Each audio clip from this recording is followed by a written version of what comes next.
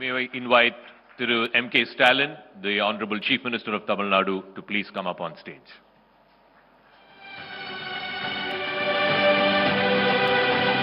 நன்றி திரு ஜாக்கா மற்றும் திரு கார்த்திகை செல்வன் அவர்களுக்கு. முதல்வர் அவர்களை கௌரவிக்கும் நேரம் அது. மாண்புமிகு தமிழ்நாடு முதலமைச்சர் அவர்களை ஜாக்கா ஜேக்கப் அவர்களும் திரு கார்த்திகை செல்வன் அவர்களும் கௌரவிப்பார்கள்.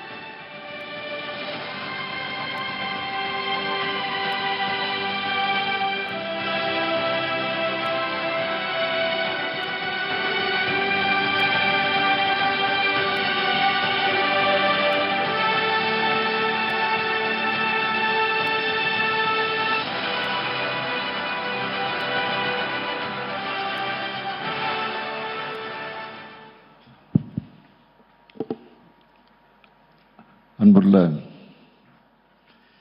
CNN நியூஸ் 18 தொலைக்காட்சி நிறுவனத்தினுடைய டவுன் ஹால் சென்னை நிகழ்ச்சியில கலந்து கொண்டு சிறப்பித்துக் கொண்டிருக்கக்கூடிய மாண்புமிகு அமைச்சர் பெருமக்கள், திரு அன்பில் மகேஷ் பொய்யாமொழி அவர்களே, திரு TRB ராஜா அவர்களே, நாடாளுமன்ற உறுப்பினர் கனிமொழி சோமு அவர்களே, சட்டமன்ற உறுப்பினர் பரந்தாமன் அவர்களே, CNN நியூஸ் 18 தொலைக்காட்சி நிறுவனத்தினுடைய நிர்வாக ஆசிரியர் திரு ஜாக்கா ஜேக்கப் அவர்களே, நிர்வாக ஆசிரியர் திரு ஆனந்த் நரசிம்மன் அவர்களே,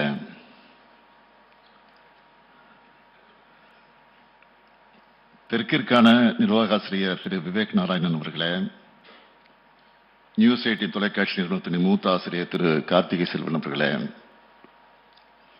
வரையை தந்திருக்கக்கூடிய பத்திரிகையாளர் உள்ளிட்ட சிறப்பு விருந்தினர்களே, அரசு உயர் அலுவலர்களே, பத்திரிகை மற்றும் ஊடகத்துறை சார்ந்திருக்கக்கூடிய நண்பர்களே, உங்கள் அனைவருக்கும் என்னுடைய அன்பான வணக்கம். கருத்து பரிமாற்றங்களும் விவாதங்களாலும் உரையாடல்களாலும் மாபெரும் அறிவு புரட்சியை நடத்தி காட்டியிருக்கக்கூடிய தமிழ்நாட்டில் இந்த டவுன் ஹால் நிகழ்ச்சிக்கு ஏற்பாடு செஞ்சிருக்கக்கூடிய CNN நியூஸ் 18 ஊடக நிறுவனத்திற்கு முதல்ல என்னுடைய வாழ்த்துக்களையும் பாராட்டுக்களையும் நான் தெரிவித்துக் கொள்ள விரும்புகிறேன்.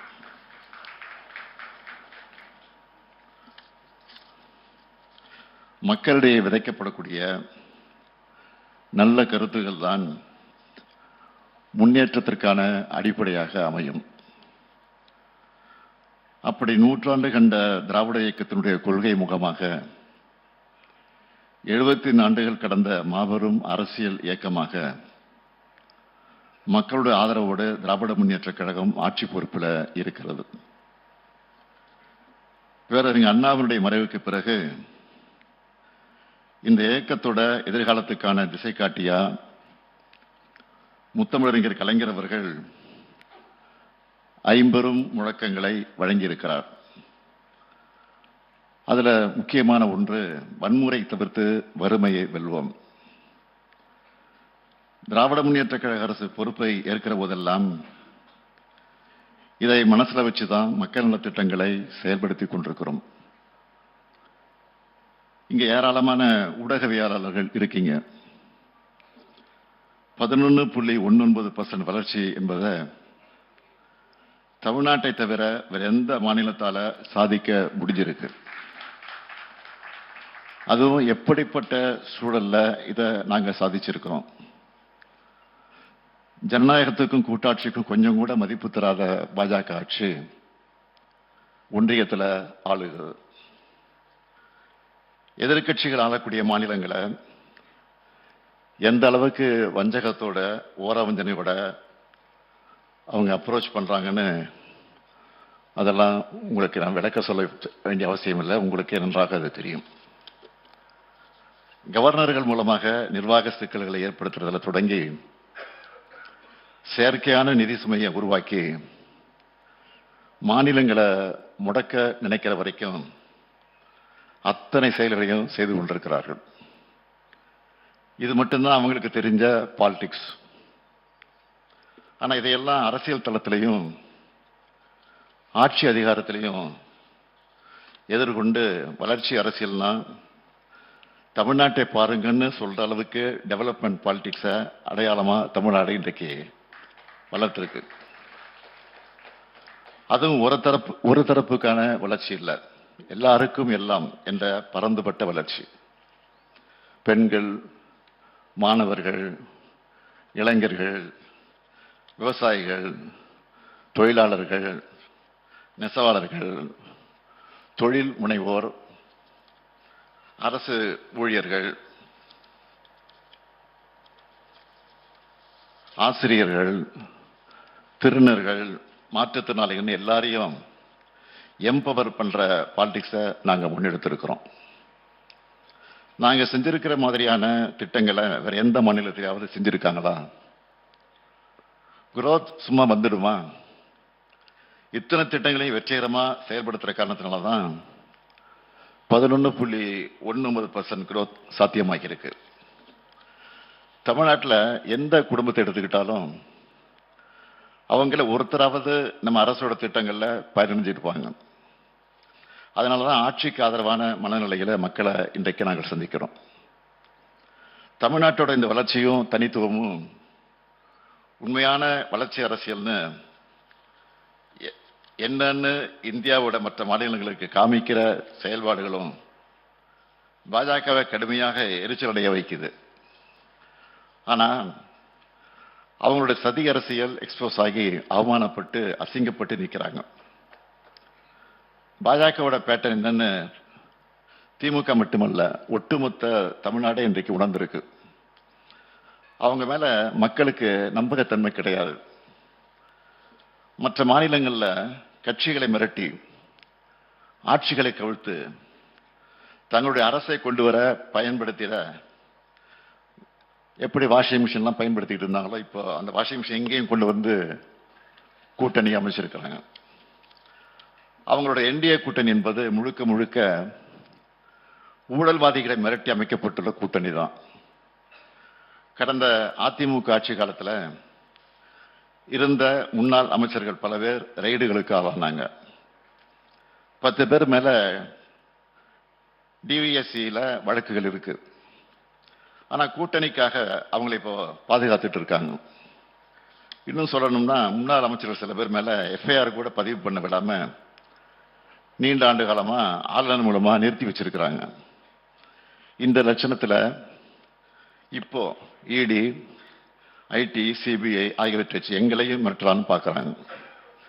என்னதான் பாஜக இடி, ஐடி, சிபிஐன்னு தன்னுடைய படைபலத்தை அந்த பரிவாரத்தை அழைச்சிக்கிட்டு வந்தாலும் அதை ஒரு கை பார்ப்போம்னு நாங்களும் தயாராக தான் இருக்கோம்.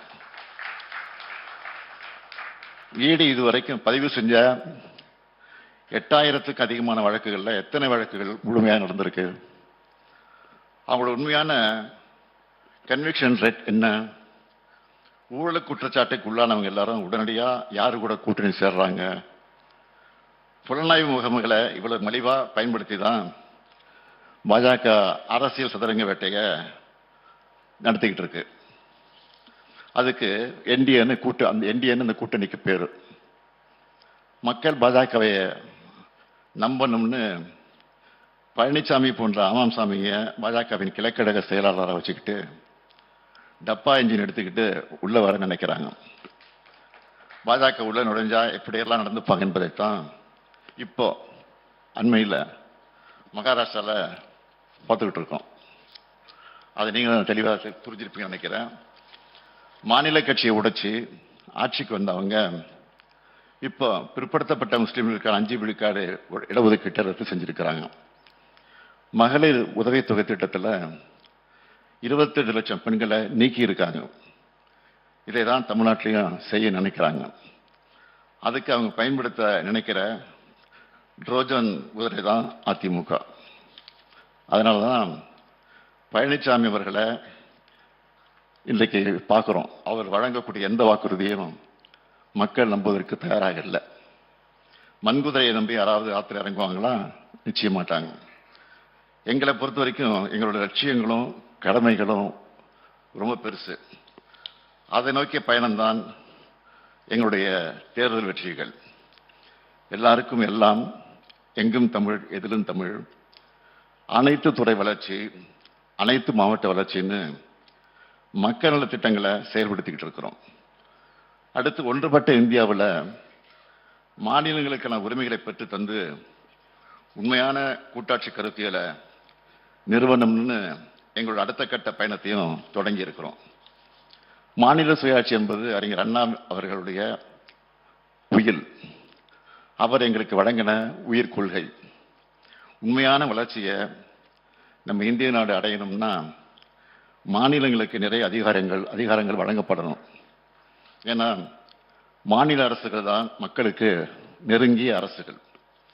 ஒன்றிய அரசு என்பது தனக்கு தேவையான அதிகாரங்கள் மட்டும் வச்சுக்கிட்டு மற்றவற்றை மாநிலங்களுக்கு வழங்கிடணும். மாநில பிரதமர் அவர்கள் உலகம் முழுக்க பயணம் செஞ்சு வளர்ச்சி அடைந்த நாடுகளை பார்க்கிறாரு. அப்படிப்பட்ட வளர்ச்சியை இந்தியாவும் அடையணும்னா மாநில சுயாட்சிக்கான அரசியல் சட்ட திருத்தத்தையும் கொண்டு வரணும். உண்மையான வளர்ச்சியை, மக்களுக்கு தரமான வாழ்க்கையை மாநிலங்கள் சாதிச்சு காட்டுறோம்.